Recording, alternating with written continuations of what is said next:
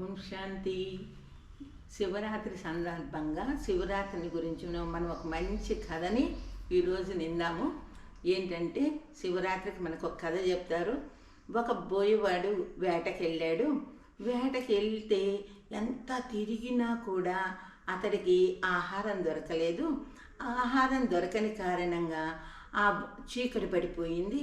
చీకటి పడిపోయేటప్పటికి ఒక చెట్టెక్కి కూర్చున్న ఒక పులి అతన్ని ఎంబడించేటప్పటికి ఒక చెట్టెక్కి కూర్చున్నాడు. చీకటి పడిపోయింది. పులేమో కిందనే కూర్చుంది.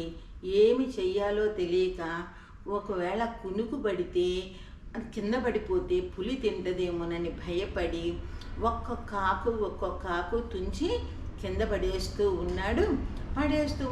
తెల్లారిపోయింది. తెల్లారేటప్పటికి పులి వెళ్ళిపోయింది. అప్పుడు బోయేవాడు కిందకి దిగాడు. కొద్ది రోజుల తర్వాత వాడి దగ్గరికి యమభటులు శివభటులు వచ్చారు.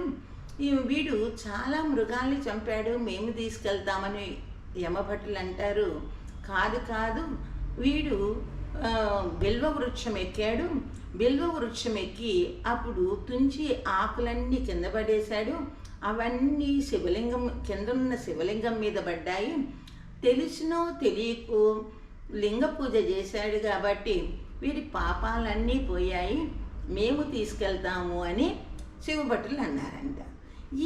చూడండి, ఒక లింగం మీద తెలిసి తెలియకో ఆకులేస్తేనే పుణ్యం వచ్చే పని అయితే మనం ఎంతో శ్రద్ధగా భక్తిగా పాలు పెరుగు నెయ్యి తేనె పంచదార ఇవన్నీ తీసుకెళ్ళి క్యూలో నిల్చొని అభిషేకం చేస్తే మనకెంత పుణ్యం రావాలి.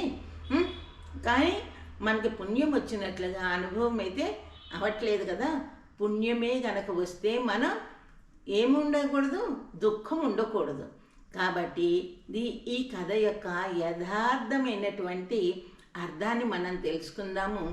బోయవాడు అంటే ఒక జిజ్ఞాసి, అంటే నేను భగవంతుని గురించి తెలుసుకోవాలి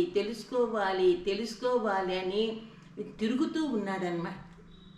అలా తిరుగుతూ ఉన్నటువంటి అతనికి వెనకాల పులి పడ్డది, అంటే మాయ ఆవహించింది. మాయ వెనకాల పడేటప్పటికి ఒక చెట్టు ఎక్కాడనమాట. చెట్టు అంటే భగవద్గీతలో చెప్పినటువంటి కల్పవృక్షాన్ని ఎక్కాడు. ఎక్కి గురించి తెలుసుకున్నాడనమాట.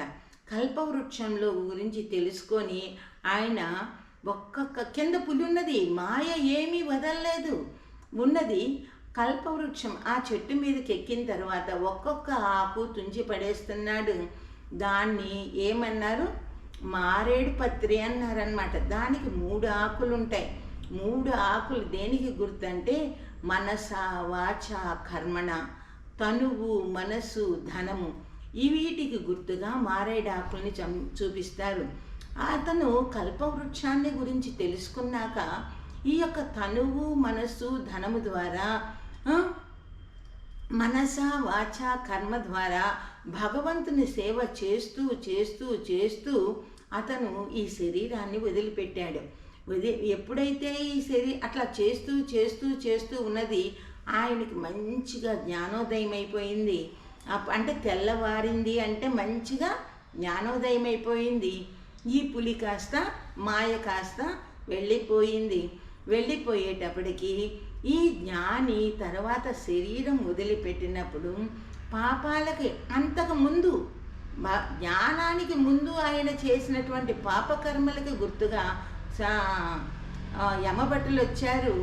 ఆయన చేసినటువంటి భగవంతుని యొక్క సేవకు గుర్తుగా శివభటులు వచ్చారు.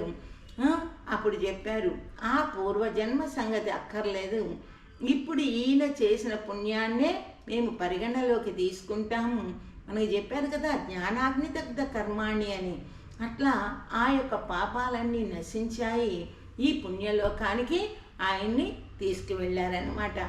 ఇది ఆ కథ యొక్క యథార్థమైనటువంటి రహస్యం. తనువు మనసు ధనము భగవంతుని సేవలో ఖర్చు పెట్టాలి. మనసు వాక్కు కర్మ ఏకంగా ఉండాలి. ఇదే మన యొక్క నామానికి కానీ గుర్తు. శివలింగం మీద ఉన్నటువంటి 3 రేఖలకి కూడా గుర్తు అదే నా మనస్సు కర్మ, వాక్కు కర్మ ఒకటిగానే ఉన్నాయి. నేను తనువు మనస్సు ధనము నేను పరమాత్మ సేవలోనే వినియోగిస్తాను అన్నంత గుర్తుగానే మనము 3 రేఖల్ని ధరిస్తాము. కానీ శివలింగానికి పెట్టిన 3 రేఖలకి గుర్తు ఏంటంటే బ్రహ్మ విష్ణు శంకరులకు కూడా నేను అధిపతిని అన్నదానికి గుర్తే శివలింగండి. మనదైతే మనసు వాక్కు కర్మ, తనువు మనసు ధనానికి గుర్తు అన్నమాట. అచ్చా, ఓం శాంతి.